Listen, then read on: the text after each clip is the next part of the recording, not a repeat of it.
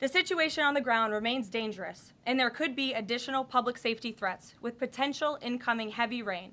So we encourage everyone in the area to remain vigilant, listen to all warnings, and respond accordingly.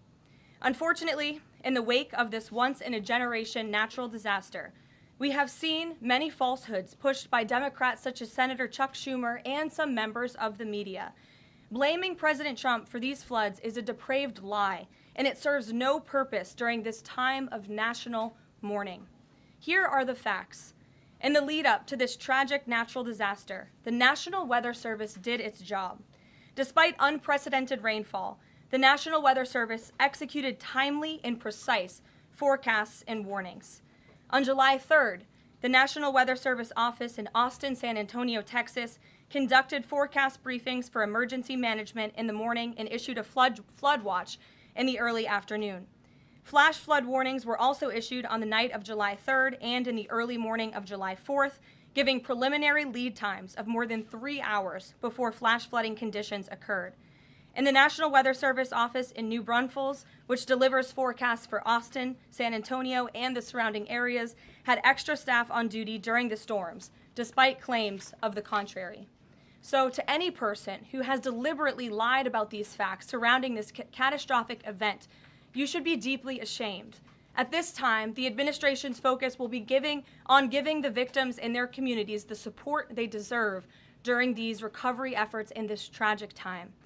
May God bless the great people of Texas, especially the parents who have lost their children. President Trump loves you. We are praying for you, and he will be traveling to see you later this week. Moving along to some further scheduling announcements. Tonight, President Trump will host the Prime Minister of Israel, Benjamin Netanyahu, for dinner hours covering this president. So we're glad you finally have a seat today. Brian, go ahead. It feels great to sit down. Thank you very much. You're welcome. I want to go back to the hurricane. You said that President Trump is scheduled to go to Texas later this week. Can you speculate on what day and what he has plans? Sure. The White House is currently arranging those travel plans. We hope that it will be later this week, likely on Friday, but of course we want to do it at the most appropriate time on the ground for state and local officials. We don't want to interrupt the recovery efforts, but we're planning tentatively for a Friday trip, and when that becomes final, we'll let all of you know, as we always do. And you gave a little bit of reaction earlier, but the National Weather Service, the union, actually publicly stated they had an adequate staff on hand to forecast and predict the storm. You shared your thoughts earlier on how the way the left has really weaponized this to blame the deaths in Texas on Trump. Want to comment on that again? Yeah, I just do think those comments are depraved and despicable, especially when so many Americans are mourning the loss of their children. The National Weather Service, as I said, did its job. Many experts, many meteorologists have said that. Many of you in the media, in all fairness, have said that as well. Unfortunately, not all. And many Democrat elected officials are trying to turn this into a political game, and it is not. This is a national tragedy, and the administration is treating it as such. We know the National Weather Service provided early and consistent warnings. They gave out timely flash flood alerts. There were record-breaking lead times in the lead up to this catastrophe. There is ongoing flood monitoring, and these offices were well staffed. In fact, one of the offices was actually overstaffed. They had more people than they need. So any claim to the contrary is completely false, and it's just sad that people are pushing these lies. Can I just get one more? Sure. Kind of a little bit of breaking news. The Department of Homeland Security is moving to end the TPS status on Honduran and Nicaraguan migrants. Yes. Any plans to adding additional countries that you could be targeting? Just a reaction. Sure. Well, I won't get ahead of the Department of Homeland Security on additional countries, but as you pointed out, they did end temporary protective status for Nicaraguans and Hondurans in this country. The first question is President Trump reconsidering his plan to phase out FEMA, given what officials have said is their critical role on the ground now in Texas? Look, the president wants to ensure American citizens always have what they need during times of need. Whether that assistance comes from states or the federal government, that's a policy discussion that will continue. And the president has always said he wants states to do as much as they can, if not more. And in the case of Texas, the state and local officials are doing a tremendous job. And I know the president, Secretary Noem, and the federal government are very proud to be working with them. And the president has promised to give Texas the assistance that they need during this tragic time. Just one follow-up on cuts overall. Over the weekend, President Trump said that Elon Musk was a train wreck.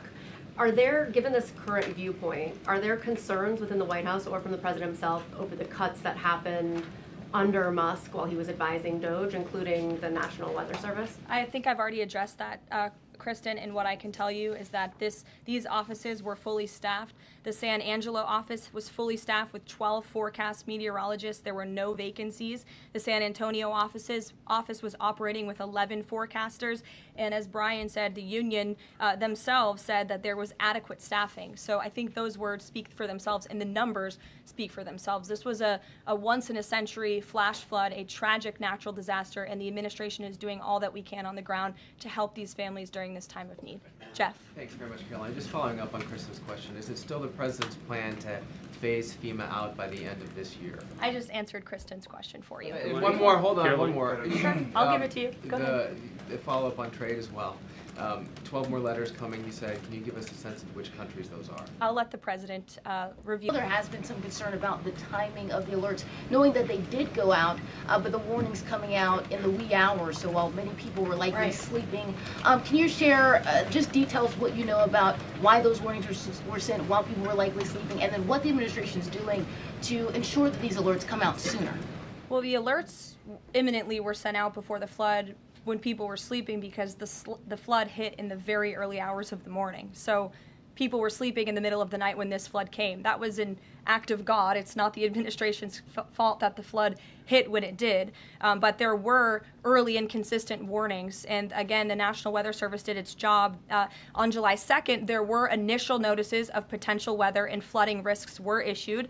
On July 3rd, escalating warnings throughout the day with a flood watch issued at 1:18 p.m.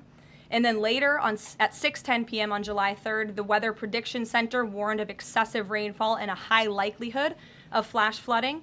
At 6:22 p.m. July 3rd, National Weather Center issued a hydraulic warning highlighting considerable flooding risks, including in Caryville County. And then there were the timely flash flood alerts at 11:41 p.m., 1:14 a.m., and then another flash flood emergency warning issued at 4:03 a.m. just before the flood hit. So those were all of the warnings that went out to the affected area and region. Go ahead. One question on education funding Go ahead. for Thank you states very and much. I local appreciate it, districts. Caroline. Two questions for you related